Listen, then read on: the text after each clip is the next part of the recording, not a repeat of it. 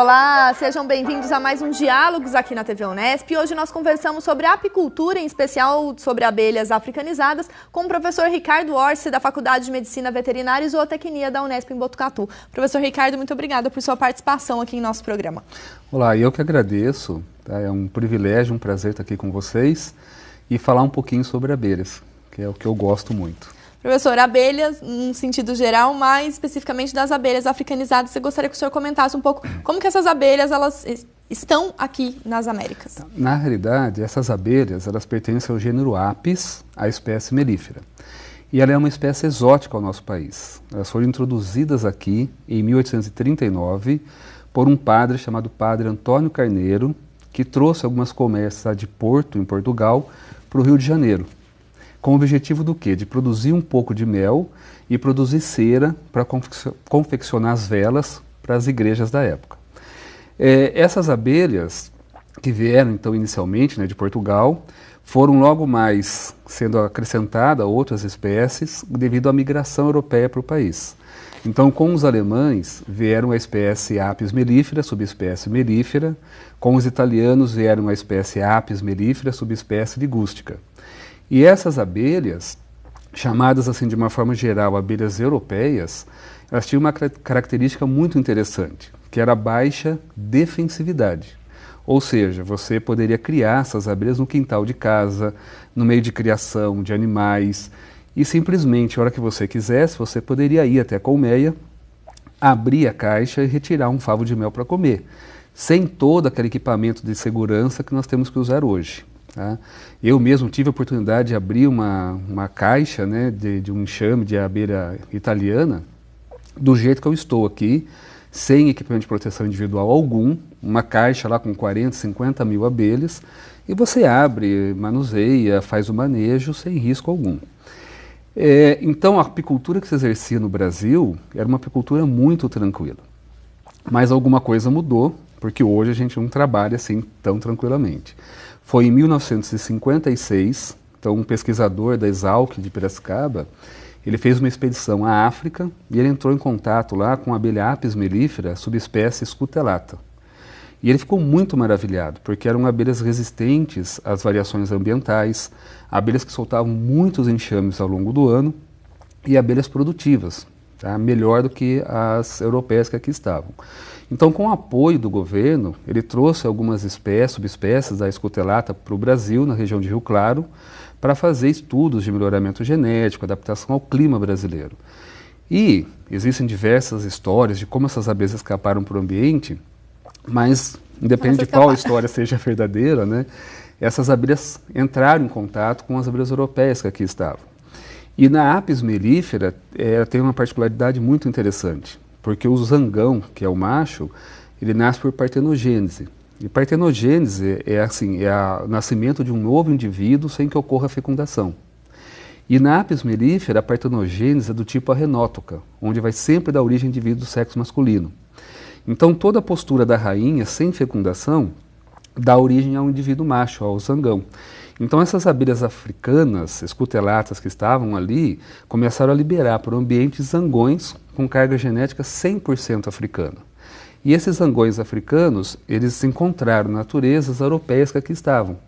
E se acasalaram com essas europeias e deram origem a um híbrido, que nós conhecemos hoje como a abelha Apis mellifera africanizada. E essa abelha Apis mellifera africanizada, ela acabou adquirindo uma característica, que eu não comentei ainda, muito particular da abelha africana, que é a alta defensividade. Então, a partir desse momento, quando começou a hibridizar o plantel de abelhas Apis mellíferas aqui no país, nós começamos a ter os problemas de acidentes. Então, muita morte de pessoas, de animais. Por conta da picada dessas abelhas. Por conta da picada, porque eram abelhas que eram muito defensivas. Hoje a gente não fala mais em agressividade da abelha, porque a abelha não agride ninguém. Ela defende o seu território, porque tem cria, tem alimento. Então, se eu entro numa área onde ela entenda que é uma área de defesa, ela vai se defender. Então, essas abelhas africanizadas, quando ela ferroa alguém ou algum animal, ela larga o ferrão na pele. E junto com esse ferrão libera um feromônio, uma substância química que dá um odor que o principal é o isopentilacetato. Então essas abelhas que estão ali na redondeza do enxame, elas vão perceber esse odor e vão fazer uma defesa em grande quantidade de indivíduos. Então esse é o perigo para o ser humano ou para animais, é você entrar num raio de defesa do enxame, uma abelha vir te ferroar, liberar esse feromônio e aí uma grande quantidade de abelhas vão vir para fazer a defesa, que é a hora que tem o risco de acidente. Então, nesse meio tempo, quando foi introduzida a abelha africana aqui, começou a africanizar o plantel, aí nós tivemos diversos relatos de acidentes, mortes de pessoas, de criações, e aí criou-se então esse preconceito, né? A apicultura brasileira passou por uma fase, vamos dizer assim, negra, né? Porque ninguém mais queria abelha, todo mundo queria exterminar, matar e tudo mais. E, na realidade, por outro lado, foi interessante porque forçou o apicultor brasileiro a se reunir em associações, criar eventos para discutir técnicas de você conseguir manejar e criar essas abelhas, porque era irreversível. E hoje nós temos uma abelha africanizada, né? Ela foi introduzida em 1956, ali na região de Rio Claro. Em questão de 40 anos, elas estavam já entrando nos Estados Unidos, dominando praticamente a América inteira. Então só não temos hoje lá na Argentina, na região da Patagônia, porque o clima é muito inóspito, no Chile por causa da Cordilheira dos Andes, que é uma barreira geográfica, e muito mais para o Canadá, né, por causa do clima também. Mas fora isso, ela acabou dominando o continente americano inteiro. E hoje nós temos uma abelha que é resistente a doenças, então não preciso fazer tratamento, então não encontro ou não devo encontrar resíduos de antibióticos, fungicidas no mel brasileiro. É uma abelha que solta muitos enxames por ano, conquista grandes territórios, só que tem a defensividade, que nós controlamos por meio de melhoramento genético. Então hoje nós temos todas as condições de trabalhar com essas abelhas. Esse controle que o senhor diz, né, por meio, né, desse novo mapeamento genético das abelhas, tem essa relação da forma como a apicultura hoje dentro das universidades ela tem sido estudada. Eu gostaria que o senhor comentasse rapidamente a importância de termos todas essas associações para garantir a apicultura enquanto uma área do conhecimento que desenvolve pesquisa e que tem essa aplicabilidade junto ao apicultor. Ah, sim. A apicultura, quando a gente fala em apicultura, a gente fala numa cadeia muito complexa. São gerações de milhares de empregos em todo o país.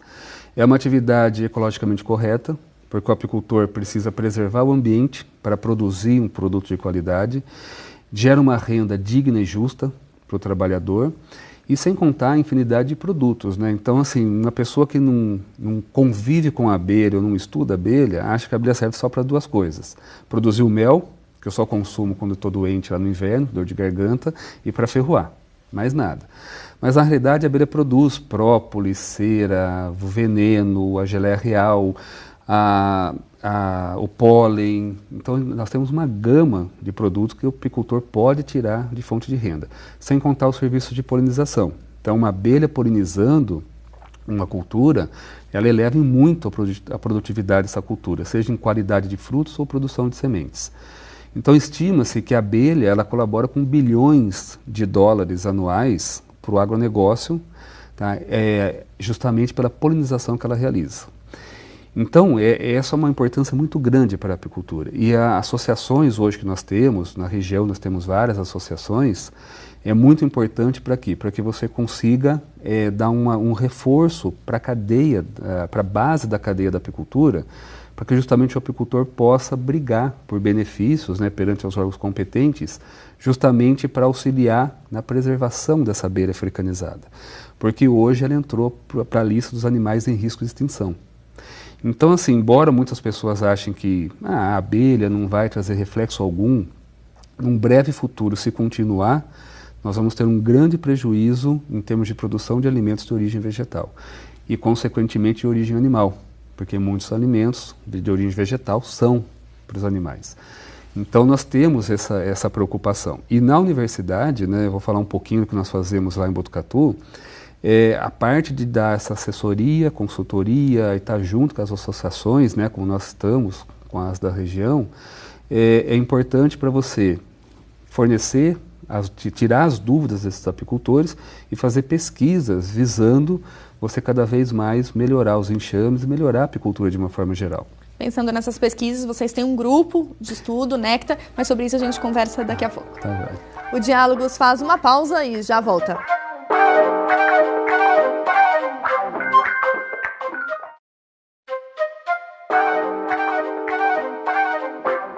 O Diálogos está de volta e hoje nós conversamos sobre apicultura. Nosso convidado é o professor da Faculdade de Medicina, Veterinária e Zootecnia da Unesp em Botucatu, Ricardo Orsi. Professor, nós comentávamos sobre as abelhas africanizadas, como elas chegam ao nosso país e de que modo elas têm fomentado algumas pesquisas. Lá na FMVZ vocês têm o Núcleo de Ensino, Ciência e Tecnologia em Apicultura Racional, com o nome, juntando tudo, vira Nectar, como eu antecipei no bloco anterior. Gostaria que o senhor comentasse o que está envolvido aí nesse ensino, ciência e tecnologia. Pois não. Na verdade, esse grupo, é um grupo de pesquisa, ele é vinculado ao CNPq e é o grupo que rege todas as atividades que nós fazemos lá na Unesp, lá de Botucatu, na FMVZ. Então, assim, nós temos lá a parte de ensino de graduação, então nós ministramos a disciplina de apicultura para os cursos de zootecnia, agronomia. Nós temos a pós-graduação, tanto as dissertações em nível de mestrado e as teses de doutorado e pós-doutorado. E nós fazemos a parte de extensão. Tá? Então nós temos um projeto muito interessante, já há uns 6 anos de duração, em parceria com a Vigilância Ambiental em Saúde da Prefeitura de Botucatu, onde nós procuramos realizar a retirada adequada de enxames de abelhas africanizadas em área urbana do município, para evitar que as pessoas joguem um veneno, matem essa abelha e também evitar que ocorra algum risco de acidente com pessoas ou animais. Então, os enxames são retirados das residências, os mais diversos locais, até cemitério, túmulos, o pessoal já entrou a retirar, e aí esses enxames são retirados, levados para a área de apicultura lá na FMVZ, e lá é feito o destino adequado de manejo, produção e tudo mais.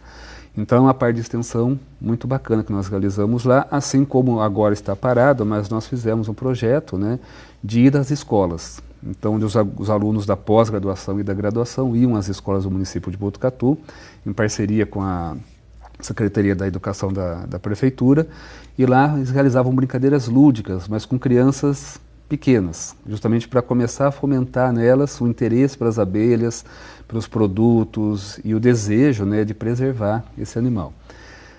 Então, essa seria a parte de extensão que nós fazemos lá também.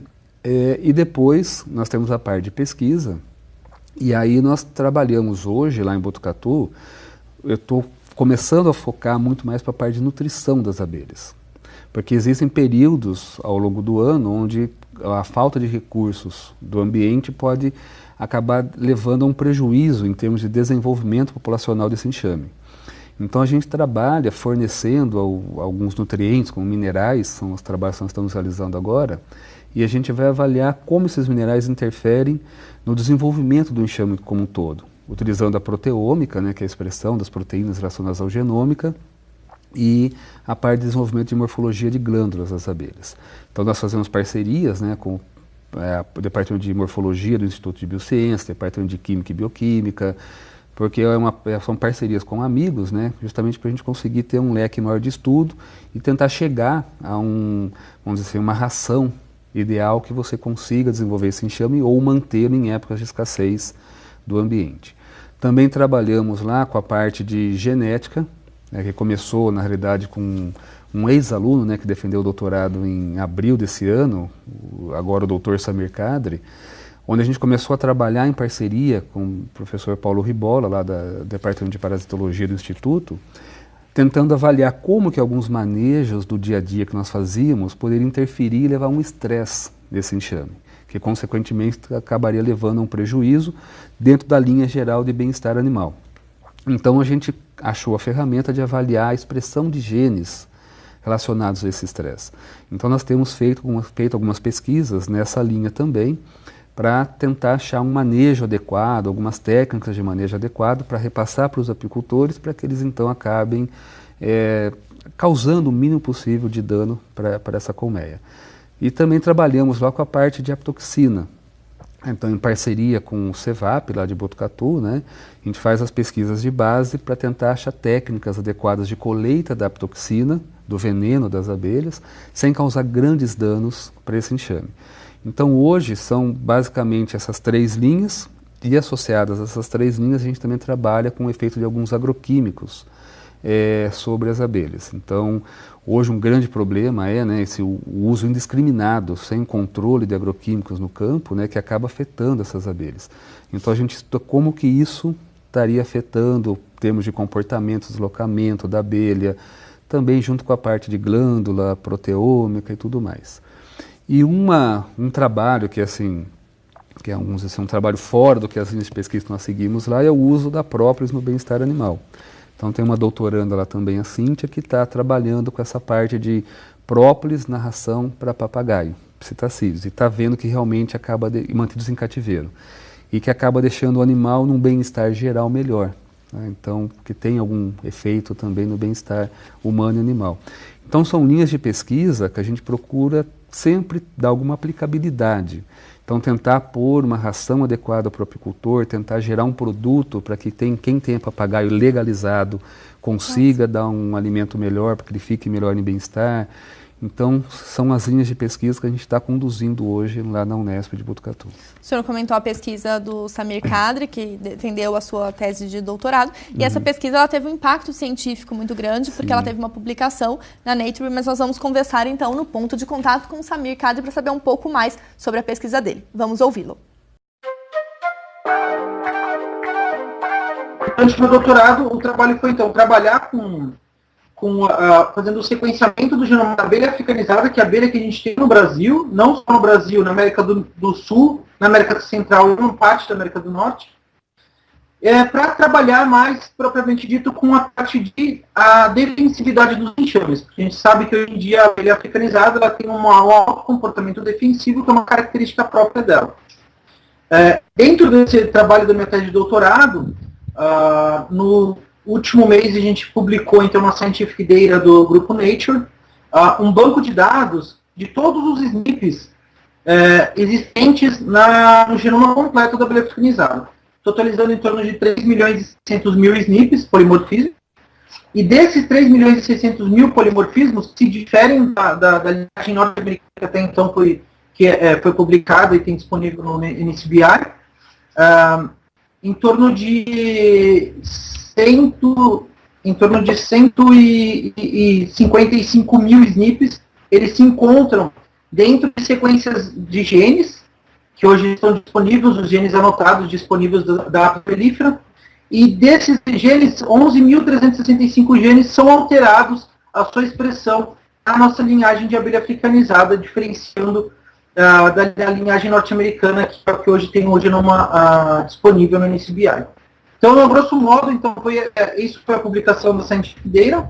Da minha tese de doutorado ainda tem outros trabalhos que estão para sair, né, que seria mais um Genome-Wide Association Studies na parte de agressividade, para compreender da onde que vem esse comportamento defensivo da abelha africanizada, se ele vem das linhagens, das sublinhagens subespécies europeias, ou se vem propriamente da subespécie africana, quais os cromossomos que tem os QTLs que proferem essa característica para a nossa abelha africanizada, para saber mais essa parte do comportamento defensivo, para poder voltar ter uma resposta direta a campo para apicultores, porque todo apicultor ele quer trabalhar com uma abelha com uma alta produção de mel, porém com baixo comportamento defensivo. Ninguém quer levar voada, né, da abelha.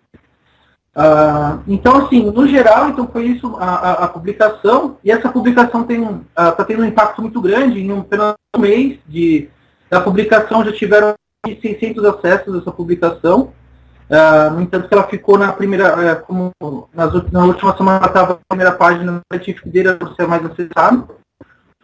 E esse impacto direto que ela tem na área acadêmica, né, atualmente, é porque é o banco de dados com maior informação que a gente tem hoje do genoma da abelha africanizada, uma vez que qualquer pessoa que for trabalhar com a abelha africanizada, está presente em todas as Américas, ela pode se basear nessas mutações, então nesses polimorfismos, né, propriamente dito, né, para poder basear em alguns outros estudos científicos, ou trabalhar com características, trabalhar com a parte de genômica em ciências sociais e diversos outros estudos populacionais que não podem ser feitos a partir dessa publicação.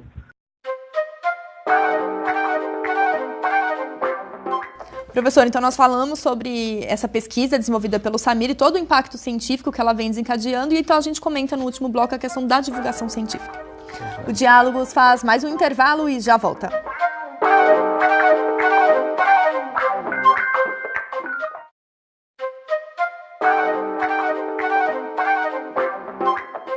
O Diálogos está de volta e hoje nós conversamos sobre apicultura, em especial os estudos feitos com as abelhas africanizadas, com o professor Ricardo Orsi, da Unesp em Botucatu. Professor, nós ouvimos no último bloco o seu orientando, o Samir, sobre uma pesquisa envolvendo a questão do genoma dessas abelhas africanizadas. Eu gostaria que o senhor comentasse um pouco a importância de termos esses jovens, né, atuantes nessas pesquisas e fazendo descobertas científicas que tenham um impacto nacional e internacional. Sim, na realidade, a gente tem procurado fazer isso lá, né, no nosso grupo Néctar, pesquisas que realmente você leve a uma resposta para o produtor e também gere um impacto, né, para a comunidade científica. Então, um exemplo, né, que é o próprio Dr. Samir fez, que ele fez na realidade um estágio de doutorado com o auxílio da FAPESP na Universidade de York, lá no Canadá, sobre a tutela lá na época do professor Amir Zayed. E o que ele fez, que é uma coisa assim que é inédita, ele fez um mapeamento completo do genoma da abelha africanizada. Até então nós tínhamos em literatura apenas alguns pequenos pedaços desse genoma, mas nada completo, como ele mesmo explicou. Então isso é muito interessante, porque esse trabalho a partir de agora passa a servir de base para a comunidade científica, porque as nossas abelhas aqui são africanizadas. Então nós podemos conhecer essas regiões de variações do genoma que realmente pode nos dar alterações em termos de expressão de proteínas e respostas fisiológicas comportamentais nessas abelhas africanizadas. Então é um trabalho, né, que tanto que a gente conseguiu publicar no grupo Nature, que realmente dá um impacto muito grande para a área. Assim como outras pesquisas, né, com a parte de proteômica, nutrição, que são todos trabalhos que vão ser divulgados em revistas de impacto da comunidade científica, justamente para a gente consiga não apenas fazer uma pesquisa que fique engavetada, mas uma pesquisa, né, que realmente leve um benefício para a sociedade, e a gente tenta, na realidade, fazer jus ao investimento do dinheiro público que nós recebemos. Tá? Dar uma resposta para a sociedade em termos de você conseguir realizar ou entender melhor, né, as abelhas, nesse caso as africanizadas, e com isso a gente consiga sempre preservá-las e manter os enxames e estimular o crescimento desses enxames para que, se Deus quiser, logo elas saiam dessa lista de animais em risco de extinção. Então é o que nós temos procurado fazer lá em Botucatu. Professor, além desse grupo de estudo Néctar, você também é presidente de uma associação, organização sobre apicultura. Gostaria que você comentasse um pouco da importância, né, de estarmos unidos em defesa dessas abelhas. Presidente não, na verdade eu participei da fundação, né, da Associação de Apicultores do Polo Cuesta, Seriado de Itatinga, e da fundação da Associação de Apicultores de Botucatu. Né? Então tenho os grandes amigos lá, né, os apicultores, e foi um privilégio, na verdade, participar toda essa organização aí com eles, e assim contar o contato com diversas associações do Estado de São Paulo e outros estados. O meu contato maior com a apicultura nacional é como membro, né, do Comitê Científico Nacional, junto à Confederação Brasileira de Apicultura, tá, que é a CBA, aonde então os pesquisadores do Brasil tentam sempre procurar elaborar, vamos dizer assim, artifícios para fomentar o crescimento da cadeia da apicultura no país. E principalmente essa organização da base da cadeia. O estado de São Paulo ainda é mais organizado, Minas, os estados do sul do país, mas quando a gente pega outras regiões, ainda você precisa fomentar essa organização e esse crescimento. Então é também um grande prazer estar lá com grandes amigos, né? A presidente do comitê, a professora Lídia Barreto, lá da Universidade de Taubaté, uma grande amiga, colega minha, amiga de doutorado aqui na Unesp. Então a gente tenta trabalhar com isso e fomentar a apicultura no país. E tem sido possível ter esse apoio junto ali aos apicultores no sentido de garantir essa cadeia, então, professor? Ah, sim. Não, os apicultores são fantásticos. Então, lógico, tem as divergências, as diferenças dentro de uma associação, mas todos amam a abelha, né? Não tem como não gostar. Então você conversa com qualquer um, por mais que ele divirja de opinião do colega, mas o objetivo comum é o mesmo, é a abelha. Ele adora trabalhar com aquilo, é a vida, a paixão dele. Então tudo que você precisa de retorno deles, você sempre consegue. Ainda mais quando são amigos, né? Então é muito prazeroso você ter essa via de duas mãos, né, na universidade, para os produtores da universidade, para que a gente consiga gerar demandas, levar respostas para eles. E também a gente precisa, às vezes, muito deles, né, para coleta de amostras, para pesquisa, e sempre eles são muito solícitos a isso, então é muito bacana. trabalhar isso. E essas medidas de segurança que o senhor comentou no primeiro bloco, que hoje são necessárias por uma questão de mecanismo de defesa dessas abelhas africanizadas, são respeitadas? As pessoas têm essa sensibilização da importância disso? Sim. Então, sim. Porque hoje trabalhar com abelha africanizada, sem o EPI, que é o macacão completo do apicultor, tá, com luvas, bota, máscara, e sem o uso do fumigador para fazer uma fumaça adequada, você não consegue trabalhar. A fumaça reduz a defensividade, é uma coisa impressionante, a abelha fica mais calma, você faz todo o manejo adequado, e o próprio macacão do apicultor, né, que te protege de ferroadas e de possíveis acidentes. Então, hoje os apicultores, quem trabalha com apicultura, sem isso daí não trabalha de forma alguma. E todos usam porque não consegue trabalhar sem. E há interesse crescente dos alunos também. Ao pensar um aluno que ingressa hoje na faculdade de medicina veterinária, seja no curso de zootecnia, seja no curso de agronomia, onde também o senhor leciona, tem esse interesse crescente em entender essas abelhas para ir muito além do mel e da ferroada, como o senhor comentou? Tem. Graças a Deus hoje nós temos muita procura por alunos da engenharia florestal, da agronomia, da biologia, da veterinária, da zootecnia, para entender mais, né, as disciplinas, buscam a disciplina de apicultura, para entender. Porque eu sempre brinco com eles, né, mesmo num grupo tão eclético, né, cada um vai seguir uma área de maior interesse, mas a hora que você entra em contato com as abelhas não tem como não se apaixonar, mesmo que você nunca vá trabalhar com elas. Então eles vêm buscar essa informação extra, entender um pouquinho mais da biologia, comportamento dessas abelhas, as técnicas de manejo para cada produto que eu posso tirar. Então, assim, tem sido muito bacana, porque eles buscam a disciplina, buscam estágios na área, e a gente tem uma estrutura lá em Botucatu muito boa, né, lógico, sempre, nunca fica perfeita, né, mas muito boa para a gente propiciar aos esses alunos todo o entendimento de como trabalhar, como se portar no manejo de enxames, como usar a fumaça de forma adequada, quais são todas as técnicas de produção de cada coisa que eu quero tirar dessa colmeia, entender o comportamento, biologia, nutrição. Então tem vindo o pessoal, os alunos procuram um pessoal muito interessado em conhecer um pouco mais sobre as abelhas. Professor, que a gente possa, então, cada vez mais conhecer e desbravar esse mundo das abelhas e se apaixonar, como o senhor mesmo disse, já que é apaixonante. É apaixonante. Muito obrigada, professor. Imagina, eu que agradeço, foi um grande prazer. Tá? É sempre um grande prazer poder falar sobre as abelhas. Aí eu agradeço mais uma vez o convite e foi uma grande satisfação estar aqui com vocês hoje. A gente que agradece, muito obrigada. Imagina, obrigado. O Diálogos de hoje fica por aqui. Se você quiser rever esse programa e entender um pouco mais sobre a apicultura e as abelhas africanizadas, acesse o nosso site. Obrigada pela companhia e até a próxima.